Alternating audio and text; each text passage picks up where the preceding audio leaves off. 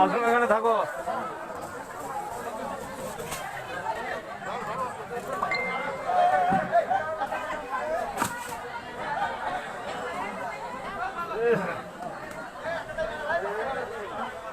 গাইবান্ধা সদর উপজেলার বল্লমঝাড়ে দাফনের ৪৩ দিন পর কবর থেকে উঠানো হলো তরুণের মরদেহ। সবাইকে স্বাগত জানিয়ে শুরু করছি বিস্তারিত।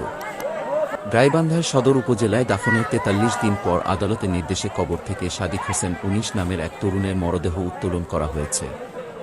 উত্তোলনের পর মরদেহ ময়নাতদন্তের জন্য গাইবান্ধা জেনারেল হাসপাতালের মর্গে পাঠানো হয়েছে। আজ শনিবার বেলা 11:30টার দিকে উপজেলার বল্লমঝাড় ইউনিয়নের দক্ষিণ কোমরপুর এলাকায় পারিবারিক কবরস্থান থেকে সহকারী কমিশনার ও নির্বাহী ম্যাজিস্ট্রেট মো. রেজাউল করিমের উপস্থিতিতে তার মরদেহ উত্তোলন করা হয়। নিহত সাদিক হোসেন উপজেলার বল্লমঝাড় ইউনিয়নের দক্ষিণ কোমরপুর এলাকার আকবর আলীর ছেলে। তিনি তুলসীঘাট শামসুল হক ডিগ্রি কলেজের প্রথম বর্ষের শিক্ষার্থী। গত ১৯ এপ্রিল বিকেলে বেড়ানোর কথা বলে সাদিককে তার মোটরসাইকেল সহ বাড়ি থেকে ডেকে নেয় পূর্ব পরিচিত আকাশ বিশ। এরপর সড়ক দুর্ঘটনায় সাদিকের মৃত্যু হয়েছে বলে জানায় আকাশের বাবা সাজু মিয়া। পরে সাদিকের লাশ বাড়িতে নিয়ে এসে পারিবারিক কবরস্থানে দাফন করে স্বজনরা।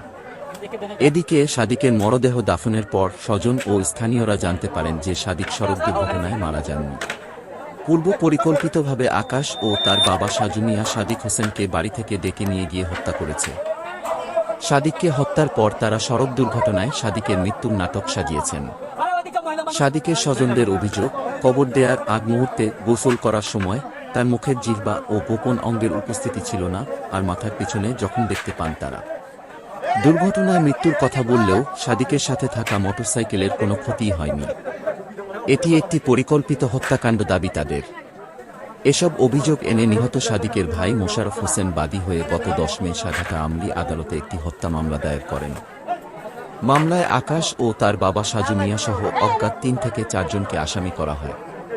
পরে মামলার প্রেক্ষিতে আদালত সাদিকের লাশ উত্তোলনের আদেশ দেন। মামলার পর থেকে আকাশ ও তার বাবা সাজু মিয়া ও পলাতক রয়েছে। মামলার বাদী নিহত সাদিকের ভাই মোশাররফ হোসেন বলেন, আদালতের নির্দেশে সাদিকের মরদেহ উত্তোলন করা হয়েছে।